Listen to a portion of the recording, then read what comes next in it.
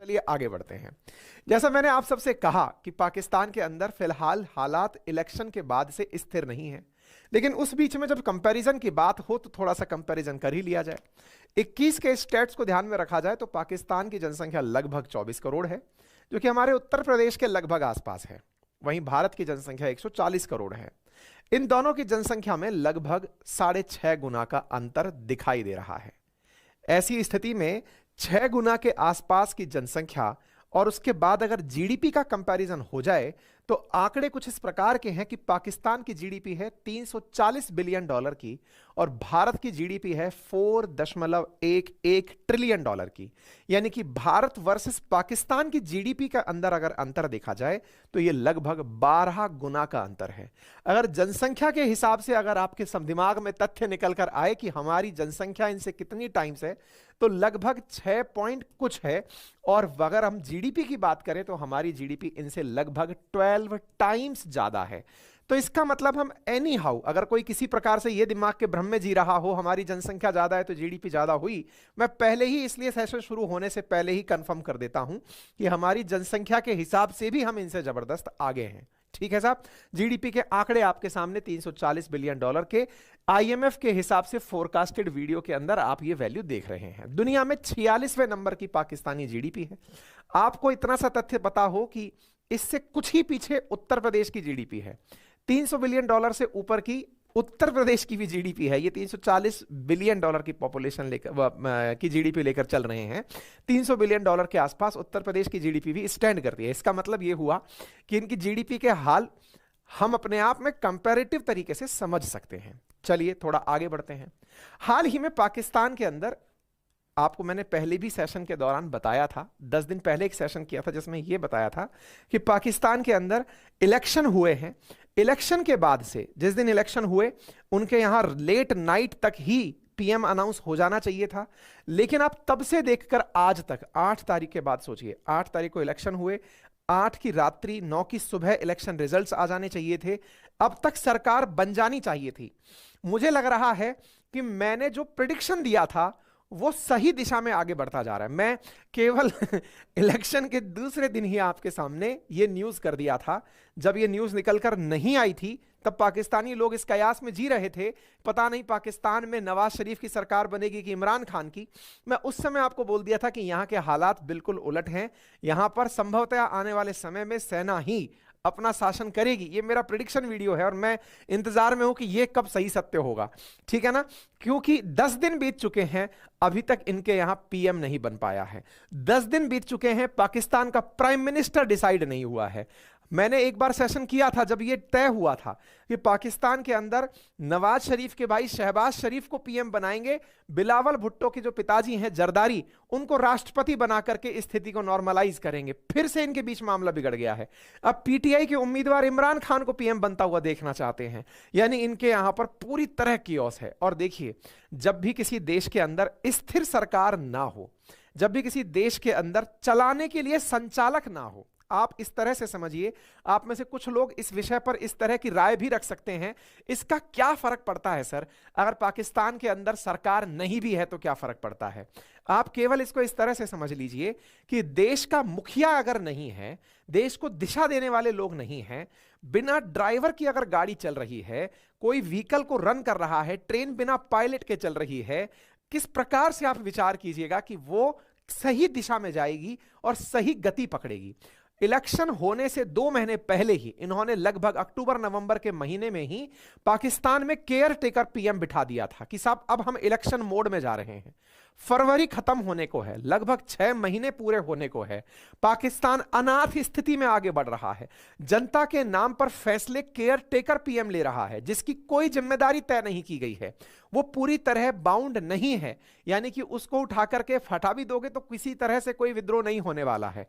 जो लीडर्स हैं वो जेल में हैं, जो जीते हैं वो असमंजस में हैं। ऐसी स्थिति में उस देश का भविष्य क्या होगा वो यहां की आर्थिक व्यवस्था से समझ में आता है, क्योंकि हेडिंग बनती है कि यहां की इकोनॉमी जिसको स्थिर करने के लिए सरकारें बनाई जा रही थी वो इतनी डामाडोल स्थिति में है कि इनका डेट अब अलार्मिंग पोजीशन में जा चुका है। विचार कीजिए, जिस देश की जीडीपी 340 बिलियन डॉलर की हो, वहां लगभग 325 बिलियन डॉलर का कर्जा हो।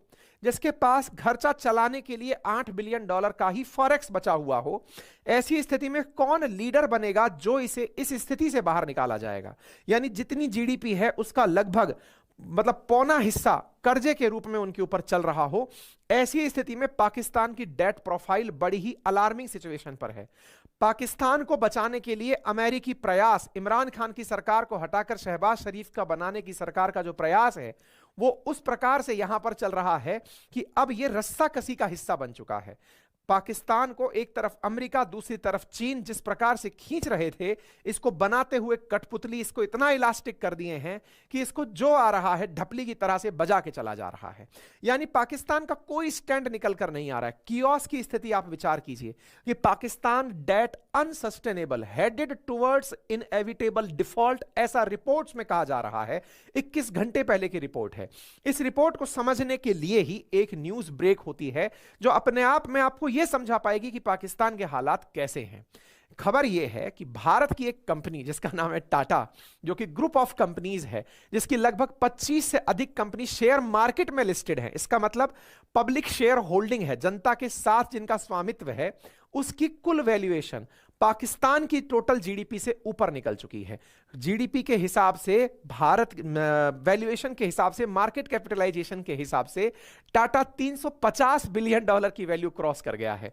यानी कि जहां इनकी $340 बिलियन के आसपास की मार्केट मतलब जीडीपी है पाकिस्तानियों की, इसे टाटा ने क्रॉस कर दिया है। इसी कारण एक गजब का मीम वायरल हो रहा है कि पाकिस्तानियों, इसे कहते हैं कि दूसरे की लाइन छोटी करने से बेहतर है अपनी लाइन बड़ी करो, और वो टाटा ने करके दिखा दिया है। आप पूछेंगे वो कैसे? आपको याद होगा वर्ष 2008 में 26/11 का वो हमला जिसमें पाकिस्तान की तरफ से भेजे गए आतंकियों ने मुंबई में टाटा की होटल ताज पर हमला किया था। ताज होटल पर हमला, और उसको इस प्रकार से टाटा बदला लेगा, ये संभवतः किसी भी पाकिस्तानी ने सपने में भी नहीं सोचा होगा। जिस टाटा होटल पर, टाटा की ताज होटल पर हमला हुआ, पूरे देश के लिए वो एक अपने आप में बहुत भीषण आतंकी हमला था। आज टाटा ने अपनी लाइन इतनी बड़ी करके पाकिस्तान को दिखा दी कि तुम जो रास्ता लिए थे आतंक का वो कितना खराब था, तुम्हारे इस रास्ते ने तुम्हें कहां पहुंचा दिया, तुम कहां रह गए और हम कहां पहुंच गए। टाटा ने आज वो कर दिखाया है। टाटा ग्रुप ने अकेले पाकिस्तान को पछाड़ दिया है। टाटा ग्रुप की मार्केट वैल्यूएशन $360 बिलियन के अराउंड बताई जा रही है। रतन टाटा जी, जो कि टाटा डायनेस्टी में Jamshed ji Tata, sir Dorabji Tata, JRD Tata, सकलावाला, Ratan Tata, Cyrus मिस्त्री, इन सभी के क्रोनोलॉजी में है। वर्तमान में इन ग्रुप्स को हेड कर रहे हैं नटराजन चंद्रशेखर जी, जो टाटा ग्रुप्स की बहुत सारी कंपनीज जो कि अलग अलग सेक्टर्स में हैं उन्हें लीड कर रहे हैं। टाटा की लगभग 25 से अधिक कंपनियां मार्केट के अंदर, शेयर मार्केट के अंदर लिस्टेड हैं, जिनमें Tata Steel, Tata Power, Tata Elxsi, Tata Communications जैसी प्रमुख हैं। टाटा की जो सबसे बड़ी कंपनी है, जो सबसे बड़ा मार्केट कैप रखती है, वो टाटा कंसल्टेंसी सर्विस है, दैट इज टीसीएस, जो कि भारत में रिलायंस इंडस्ट्री के बाद नंबर 2 पर आती है। यानी कि हम केवल अगर रिलायंस की रिफाइनरी के प्रोडक्ट के बाद की अगर बात करें तो भारत की दूसरी जो सबसे बड़ी कंपनी वो टीसीएस है। लेकिन एज ए ग्रुप टाटा देश का सबसे बड़ा ग्रुप बनकर आता है। टाटा का जो मार्केट कैप है वो पाकिस्तान से ऊपर है। वहीं भारत के अंदर दूसरा बड़ा ग्रुप रिलायंस ग्रुप निकल कर आता है, जिसकी लगभग $240 बिलियन के आसपास का मार्केट कैप है। तीसरे नंबर पर अडानी आता है, जिसका मार्केट कैप लगभग $140 बिलियन के आसपास है। टाटा ग्रुप ने अपने स्तर पर पाकिस्तान को इतने सारे प्रोडक्ट्स के माध्यम से पछाड़ दिया है। टाटा ने न केवल देश के अंदर अपने स्तर पर उद्योग धंधे और सर्विसेज दिए, बल्कि शिक्षा के क्षेत्र में भी Tata institute of fundamental research, TIFR, जिसको IIT के समकक्ष और इवन IISc जैसी, इवन ये कहा जाता है कि IISc भी टाटा की ही देन है। आप सोचिए, इतने बेहतरीन इंस्टीट्यूशंस टाटा के द्वारा प्रोड्यूस देश के अंदर किए गए हैं। ऐसी स्थिति में टाटा का मार्केट कैप पाकिस्तान से ऊपर निकलना यह दर्शाता है कि सही तरफ, सही दिशा में निवेश किया जाए तो निश्चित ही आप आगे निकलते हैं। और यह करके दिखाया है। यही तो कारण है कि लोग अब टाटा को लेकर पाकिस्तान के साथ मीम बना रहे हैं, पाकिस्तान के लिए कह रहे हैं कि ये तो गजब की बेइज्जती है। ये मीम बड़ा वायरल है कि केवल जमशेद जी, रतन टाटा जी के द्वारा अपनी होटल को देखते हुए संभवतः यही विचार किया गया होगा कि एक दिन तुमसे ऐसा बदला लेंगे कि पूरा पाकिस्तान शर्मसार होगा। जिसको लेकर के पाकिस्तान के कुछ मवाली टाइप के, गुंडे टाइप के लोग देश में आतंकी घटना करने पहुंचे थे, उनको इस बात पर मलाल होगा कि कोई आदमी इसका बदला ऐसे ले सकता है क्या, जिसने अपनी मार्केट कैप से पूरे पाकिस्तान को एक छत्र पछाड़ दिया हो, यह व्यक्ति टाटा ग्रुप ही हो सकता है, ये जो संस्थान है ये टाटा ग्रुप ही हो सकता है। मीडिया रिपोर्ट्स के अनुसार कम से कम 25 कंपनियां स्टॉक एक्सचेंज में लिस्टेड हैं। लगभग हर कंपनी पॉजिटिव वृद्धि के साथ चल रही है। टाटा केमिकल्स में ही हालांकि छोटी सी गिरावट देखी गई है, अदरवाइज टाटा की लगभग 25 कंपनियां, जिसमें कि TCS, Tata Steel, Tata Motors, Titan company, Tata chemicals, the Tata power, Indian hotels, Tata consumer, Tata communication, Voltas, Trent, Tata Steel, Tata investment जैसी तमाम कंपनियां लिस्टेड कंपनियां बनकर चल रही हैं। मार्केट कैप के हिसाब से अगर इंडिविजुअल कंपनीज की बात करें, टाटा एज ए होल तो 25 कंपनियों का समूह है जो लिस्टेड है, उसके अलावा भी बहुत सारे प्रोडक्ट हैं। लेकिन भारत के अंदर इंडिविजुअल कंपनीज की बात करें तो रिलायंस इंडस्ट्रीज अपने आप में नंबर 1 पर है। उसके बाद टीसीएस सर्विस, यानी कि टाटा के बहुत सारे ब्रांड्स हैं, उसमें टीसीएस उनका सबसे किफायती ब्रांड है। टीसीएस भी देश का दूसरा सबसे बड़ा ब्रांड है, आप इस तरह से अंदाजा लगा सकते हैं, ठीक है ना। पाकिस्तान के हालात के बारे में मैं बता ही चुका हूं कि $345 बिलियन के आसपास इनकी कुल मिलाकर के वर्थ चल रही है। वहीं भारत वर्सेस पाकिस्तान करने वालों को यह पता हो कि भारत की जीडीपी में, जहां मैंने बताया कि $4.11 ट्रिलियन की भारत की जीडीपी है, जो कि पाकिस्तान से लगभग 12 गुना बड़ी जीडीपी है। जो लोग ये कहते हैं कि पाकिस्तान से हमारी जनसंख्या भी तो ज्यादा है, बिल्कुल, हम लगभग 6 गुना ज्यादा जनसंख्या रखते हैं, लेकिन 12 गुना ज्यादा जीडीपी रखते हैं। और साथ ही साथ जब फॉरेक्स रिजर्व की बात आए तो लगभग 80 गुना ज्यादा इनसे फॉरेक्स रिजर्व रखते हैं। इनके पास जहां $8 बिलियन का फॉरेक्स रिजर्व है, वहीं भारत $625 बिलियन का फॉरेक्स रिजर्व रख करके इनसे कईयों कदम आगे निकलकर चल रहा है। ऐसी स्थिति में पाकिस्तान की ये जो अनस्टेबिलिटी है, जिसको लेकर के वहां के लोग काफी ज्यादा इस बात पर चर्चा कर रहे हैं कि पाकिस्तान में सरकारें चुनी गई थी इसलिए कि इनकी इकोनॉमिक स्टेबिलिटी को लाया जाएगा, अनस्टेबिलिटी को दूर किया जाएगा। ऐसी स्थिति में पाकिस्तान एक फेलियर नेशन की तरफ आगे बढ़ रहा है। तभी तो पाकिस्तान के एक थिंक टैंक जिसका नाम है तबड लैब, उसने हाल ही में एक तबाद लैब करके एक इनका इंस्टीट्यूशन है, थिंक टैंक है, जिसने पाकिस्तान की अर्थव्यवस्था के ऊपर चिंता जाहिर करते हुए कहा है कि पाकिस्तान का डेट इस समय अनसस्टेनेबल स्थिति में जा चुका है। इनका कर्जा अब इसे आप सोच नहीं सकते कि आगे भी इसे मतलब ले जाया जाएगा। इसके लिए आवश्यकता है कि तत्काल प्रभाव से इसके ऊपर कार्रवाई की जाए, तत्काल प्रभाव से इसके ऊपर एक्शन लिया जाए, क्योंकि इनका कर्ज संकट बहुत ही खराब स्थिति की तरफ बढ़ रहा है। ये तबाद लैब नाम से जो इनके यहाँ का थिंक टैंक है, उसके द्वारा जारी किया गया यह रिपोर्ट है, जिसमें इन्होंने बकायदा इस बात को मेंशन किया है कि पाकिस्तान की विदेशी कर्ज में पेरिस क्लब का और कई मल्टीलेटरल एजेंसीज का, कई द्विपक्षीय एजेंसीज का, कई बैंक्स का कर्जा है। और पाकिस्तान के हर व्यक्ति पर, जहां 2011 में $823 का प्रति व्यक्ति कर्जा था, वो बढ़कर $1122 के आसपास पहुंच गया है, जो कि 12 साल में 36% की वृद्धि दर्ज किया है। इसका मतलब पाकिस्तान की निरंतर बिगड़ती हालात को, वहां की राजनीतिक अस्थिरता के कारण जो निरंतर आगे की तरफ बिगड़ता जा रहा है, उसे तत्काल प्रभाव से सुधारने की आवश्यकता है। मनोरंजन को साइड में अगर रखा जाए तो यह हमारे लिए चिंता की बात भी है। चिंता की बात दुनिया के हर देश के लिए भी है। जब भी कोई देश फेलियर नेशन के रूप में होता है, देखिए एक चीज समझिएगा, कभी भी भारत में चीन से आकर के कोई व्यक्ति बम फोड़ने नहीं आएगा, क्योंकि वो चीन में सुखी है, उसके लोगों को वहां पर रोजगार भी मिल ही रहा होगा, दूसरी सबसे बड़ी इकोनॉमी है, प्रति व्यक्ति आय वहां के लोगों की अच्छी है।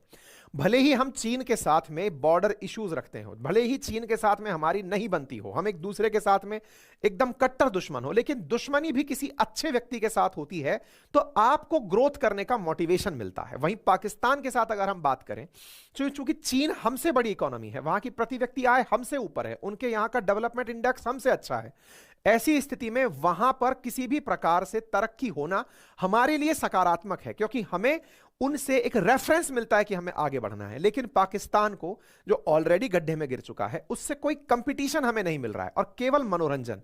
इसलिए कहा जाता है कि जब आपको अत्यधिक गर्व होने लगे तो चीन को देख लिया करें, क्योंकि हमारा एक पड़ोसी चीन भी है, और जब आपको अत्यधिक निराशा होने लगे तो पाकिस्तान को देख लिया करें, क्योंकि एक पड़ोसी पाकिस्तान भी है। आप में से कुछ लोग कह सकते हैं कि ये दो देश हैं जो एक ही समय पर बने थे। ऐसी स्थिति में पाकिस्तान को देखना हमें बहुत ज्यादा पॉजिटिवली मोटिवेट करता है। तो मैं आपको यहां तथ्यात्मक जानकारी ऐड करते हुए कहना चाहूंगा कि चीन तो हमारे बाद बना था, आजाद हुआ था। ऐसी स्थिति में हमारे बाद भी वो इतना तेजी से आगे निकला, आपको जानकर आश्चर्य होगा, शुरुआती 40-50 साल तक चीन भारत से पीछे रहने वाली इकोनॉमी हुआ करता था, लेकिन उन्होंने अपने यहां पर जो संस्थागत विकास किए, अपने यहां पर जिस प्रकार के चेंजेस किए, जिस प्रकार से उन्होंने मेक इन चाइना को बल दिया, चाइनीज माल का आपने खूब मजाक बनाया कि चाइना वालों का माल टिकता नहीं है, लेकिन आज चीन ने अपने यहां पर अपने लोगों को रोजगार देकर, अपने क्षेत्र में निर्माण कार्यों को कराकर, लोगों के लिए एक मैन्युफैक्चरिंग हब बनकर दुनिया में दूसरी सबसे बड़ी अर्थव्यवस्था बनने का खिताब प्राप्त किया है। और जल्दी ही जब भारत तीसरी सबसे बड़ी अर्थव्यवस्था बनने का ख्वाब देख रहा होगा, उस समय पर चीन नंबर 1 की अर्थव्यवस्था की तरफ आंखें गड़ाए बैठा होगा। भारत को आवश्यकता है कि उनसे सीखे और ऐसा ना करे, यह पहले निर्धारित हो। यानी पाकिस्तान मनोरंजन के स्तर तक तो सही है, लेकिन अगर हम उनको देखकर खुश होते रहें तो यह हमारे लिए एक सकारात्मक संदेश नहीं होगा। मैं आपको बार बार जब भी अपने सेशंस में पाकिस्तान की मजाक का बात कर रहा होता हूं, तब भी आपको बार बार यही याद दिला रहा होता हूं कि ठीक है, मनोरंजन तक ठीक है, संतुष्टि मत प्राप्त कर लीजिएगा, क्योंकि देखना है तो हमें चीन देखना है, देखना है तो हमें अमेरिका देखना है, बढ़ना है तो हमें उस दिशा में बढ़ना है ना। तो उम्मीद है कि आपको ये सारी बातें प्रॉपर तरीके से समझ में आ रही हों। पाकिस्तानियों के लिए तो सलाह अपने स्तर पर यही है कि भैया पहले लोकतंत्र में विश्वास कर लो, सत्ताएं स्थिर कर लो, साथ में शिक्षा को बढ़ावा दे लो और ऐसे कट्टर पंथ को पीछे छोड़ दो। अपने घर में झांकना पहले शुरू करो, पॉवर्टी जैसी, शिक्षा जैसी मुद्दों के ऊपर पहले अपना मामला समझा लो, उसके बाद में भारत के साथ में कंपटीशन कर लेना। आपको आवश्यकता है कि आप अपने यहां पर स्कूलिंग बढ़ाएं, आपको आवश्यकता है कि यहां पर शिक्षा का स्तर बढ़ाएं, आपको आवश्यकता है कि कई तरह की मतलब टीचिंग सर्विसेज को आपके यहां पर बढ़ाया जाए, एजुकेशनल बजट को इंश्योर किया जाए। इस तमाम चीजें अगर आप कर पाएंगे पाकिस्तानियों, तब जाकर के आपकी लर्निंग पॉवर्टी दूर होगी।